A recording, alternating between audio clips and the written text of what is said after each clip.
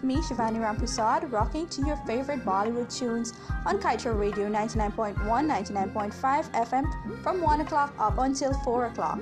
Bollywood tunes only on the radio with a difference.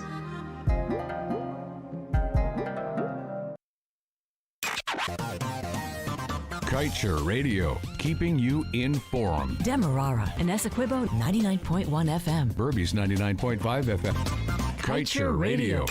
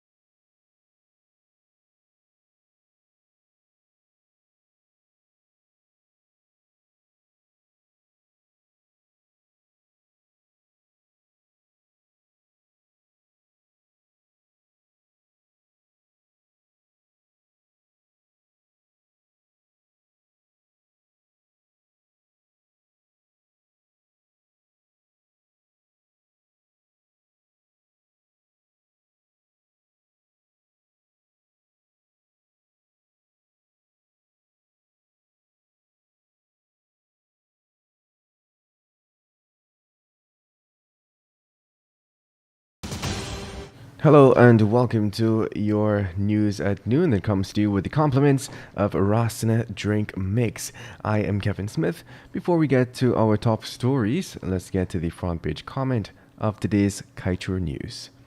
Give Guyanese a chance. A fourth group has returned prime lands in Ogle to NISIL. We commend all four groups and the people behind them for doing the right thing, the honorable thing. We recognize and applaud them for what could be costly but shouldn't be. The other groups that received similar parcels of those Ogle Prime lands should take shame off their faces and return those lands without further delay. President Ali should, through NISIL, welcome the return of those pieces of prime real estate and then do something more. We call upon His Excellency to take those same returned lands and offer them to Guyanese who are interested and have the financial wherewithal to make the best use of those plots for the betterment of their families, fellow citizens, and this nation. We remind President Ali that charity begins at home and that we Guyanese should have first chance to choose these kinds of lands. Give us the opportunity to do right for ourselves by doing right by us, Mr. President. This is why we applaud Honorable Minister of Agriculture, Mr. Zulfikar Mustafa, for courteously and skillfully parrying the overture from the Chilean ambassador looking for an outlet here for his country's exports for fruits and other agricultural produce. We heard Minister Mustafa loudly and clearly. Help us with expertise, but allow us to develop our agricultural base and stand on our own feet. This is what we believe this government should be looking to do in every area of our endeavors, so that we can explore and exploit to our satisfaction the many rich gifts that have been given. It means all our mineral wealth. Give Guyanese a chance to prove themselves and prosper in their own space and their own terms. President Ali, are you listening? How do you, sir, plan on responding?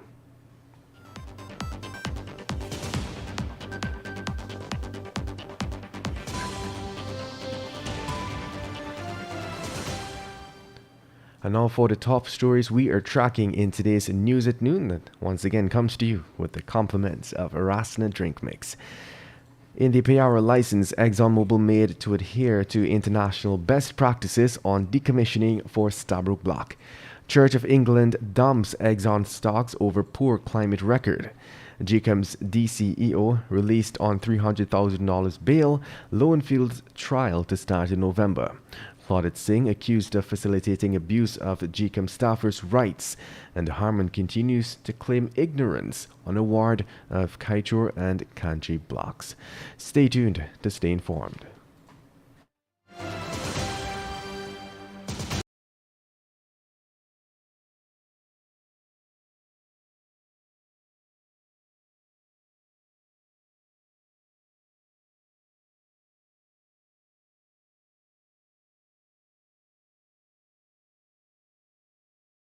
Hi guys, this is Susan Sachs and you're listening to Kaieteur Radio 99.1, 99.5 FM.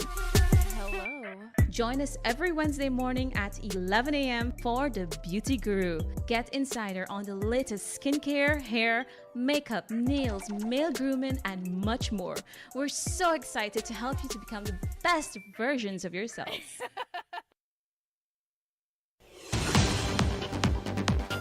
And now for the news in detail. When the life of an oil project nears its end, the operator engages in a process called decommissioning. This calls for the plugging of wells, along with the removal of equipment and other special materials that would have been attached to the seafloor for the extraction of the oil. The cost of this activity can run into billions of dollars for the operator, and in the absence of any proper safety standards to guide the process, the environment could be left with significant damage. To ensure that Guyana is not left in this predicament from a financial and environmental perspective, the PPPC demanded that ExxonMobil adhere to international best practices regarding decommissioning for the Stabroek block. This was clearly outlined in the provisions of the production license that was approved for ExxonMobil's third offshore project, called Payara. In other news, the Church of England, one of ExxonMobil's investors, has dumped all its stocks in the company over its poor record on climate change. A spokesperson is quoted as saying the proceeds were moved to an initiative that aligns with the objectives of the Paris Climate Pact. The church manages 3.6 billion US dollars in funds. Bloomberg said that the Church of England indicated it frequently reviews the holdings of its multiple investing bodies in line with ethical principles. The urgent need was underscored for Guyana to develop a strong regulatory framework to keep ExxonMobil in check, as it operates 3 oil blocks here. Guyana's recent and ongoing issue with ExxonMobil's flaring indicates that the company is willing to let its operations be as lax as the regulator would let it, given that Exxon has opted to exploit a loophole in its permit so it could continue to flare. And moving on, Deputy Chief Elections Officer Roxanne Myers was yesterday released on $300,000 bail for 2 charges in relation to her actions during the March 2020 elections. Myers was slapped with 2 counts of misconduct in public office, and she was not required to plead to the indictable charge. State Prosecutor Tariq Mohammed made objections to bail being granted to Myers based on the seriousness of the offense and the fact that the police were unable to make contact with the defendant for over a month. Meanwhile, the trial for the matter against the Chief Elections Officer Keith Lowenfield is scheduled to commence in November. He made another appearance He made another appearance in the Georgetown Magistrates Courts before Principal Magistrate Faith McGusty for the continuation of the criminal charges that were filed against him.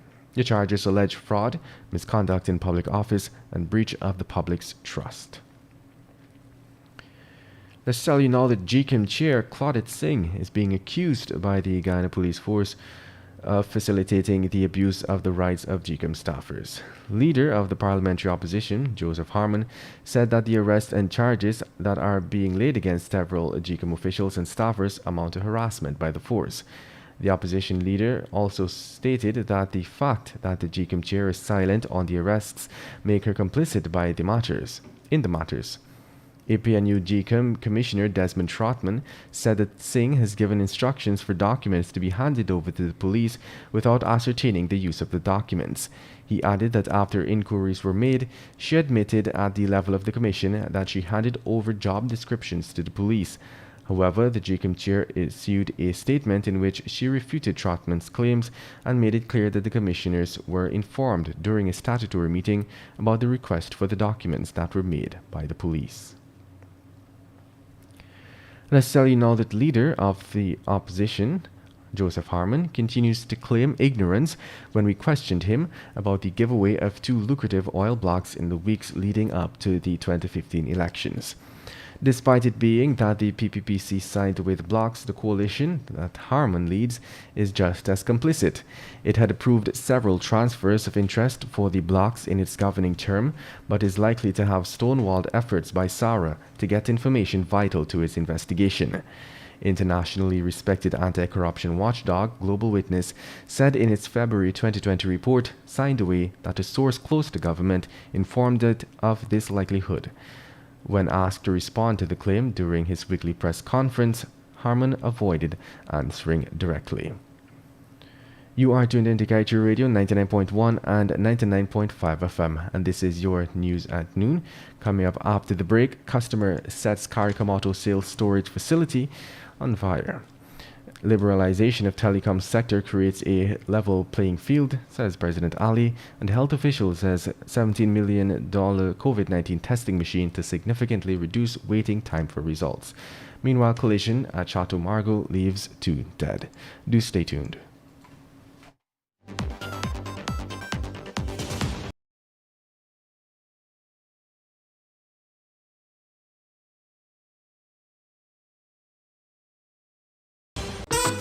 Hi, I'm Alana, Hi, I'm Casual. and we want you to tune into the Morning Rush. Right here on 99.1 and 99.5, powered by Digicel.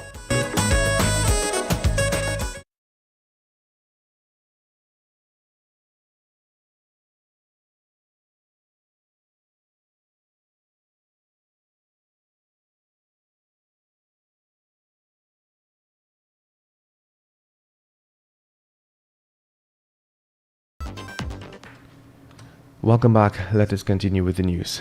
The Kaieteur sales storage facility located at Luzignan on the east coast of Demerara was destroyed by a fire yesterday around 2 p.m. The fire was deemed as an act of arson by the fire department, who also stated that it was started by a paper soaked in gasoline being thrown in the building. It was reported that a man came into the store and lit a piece of paper with gasoline and threw it into the office area. The fire spread rapidly due to the gasoline, and the building soon became engulfed in flames. The man then made his escape on a bicycle, and the employees stated that they were unable to see his face since he was wearing a mask. The businessman is counting losses of over $80 million in vehicle parts, while the building itself is valued at $70 million. President Irfan Ali has said that benefits from the recently liberalized telecommunications sector in Guyana will have far-reaching impacts.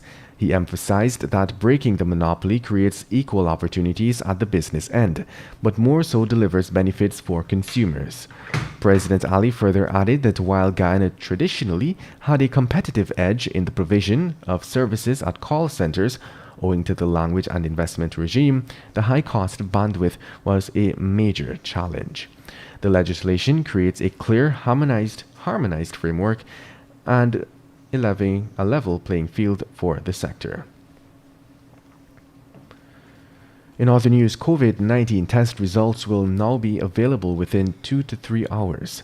This development comes on the heels of a donation of a new testing machine and testing kits from the government of China. Senior officials within the Ministry of Health said yesterday that the machine and testing kits are valued at $17.2 million. It was also stated that the machine will be available to process at least 96 test samples within 3 hours, reducing the lengthy waiting time for results. The machine and testing kits were handed over by the Chinese ambassador to Guyana, Sui Jin-chun, at a handing over ceremony. The ambassador said that following discussions with the health minister, he contacted the Chinese community to provide assistance so that Guyana would be able to fast-track testing. And moving on, 2 East Coast Demerara men are now dead following a collision on the Chateau Margaux public road, East Coast Demerara. The accident occurred at around 6 hours 45 yesterday. A police report stated that the dead men are 52-year-old Lionel Brower and 24-year-old Kevin Prasad. The report further stated that Brower was riding a motorcycle, while Prasad was driving a motor car. According to the police report, the motorcycle was proceeding east on the southern side of the road, with the car proceeding in the said direction at a very fast rate and without explanation collided into the rear end of the motorcycle. Following the collision, Prasad ended up in a canal situated on the northern side of the road, while the motorcycle was flung to the southern side of the thoroughfare. Brower landed some 100 feet east of the southern side of the road. Let's tell you now that Minister of Public Affairs Kwame McCoy has revealed that online entities have now been added to the list of existing agencies to receive the placements of government advertisements. This is with the aim of ensuring that a balanced coverage is given to all media houses. Minister McCoy stated that his attention was brought to the issue of selective media houses being chosen to carry the government's public service announcements and ads. DPI will serve as the conduit for this process and will also provide guidance and assistance in the determination for the placements of ads based on the factors outlined. It is now 12 hours 17, and now for your COVID-19 update. The number of worldwide coronavirus cases, according to Worldometer, has reached 37,219,401, with deaths at 1,074,092. Recovery cases has reached 27,953,728. Locally, with 4 new fatalities recorded, Guyana's COVID-19 death toll yesterday climbed to 102. Early in the day, the Ministry of Health announced that there were 2 deaths. However, the other 2 were announced later in the day. The first 2 deaths that were announced are that of a 57-year-old male from Region 7 and a 43-year-old male from Region 3. The other 2 deaths are that of a 28-year-old man from Region 2 and a 57-year-old man from Region 4. Also, 29 new cases were recorded yesterday, taking the total number of confirmed cases to 3,358. And coming from CNN, just as the U.S. reported the highest number of daily COVID-19 infections in nearly 2 months, several experts offered grim outlooks if Americans don't take the right precautions. Johns Hopkins University reported a total of 57,420 new positive cases of the virus in the United States on Friday. That is the most reported case in a single day since August 14th, when there were 64,601 new cases. Friday's surge of 57,420 cases marks a 3rd consecutive day of 50,000 plus reported cases in the U.S. The last time the U.S. reported 3 consecutive days of more than 50,000 cases was also in mid-August. And that brings us to the end of today's News at Noon. Remember, the news came to you with the compliments of Rasna Drink Mix. I am Kevin Smith. Thank you for listening.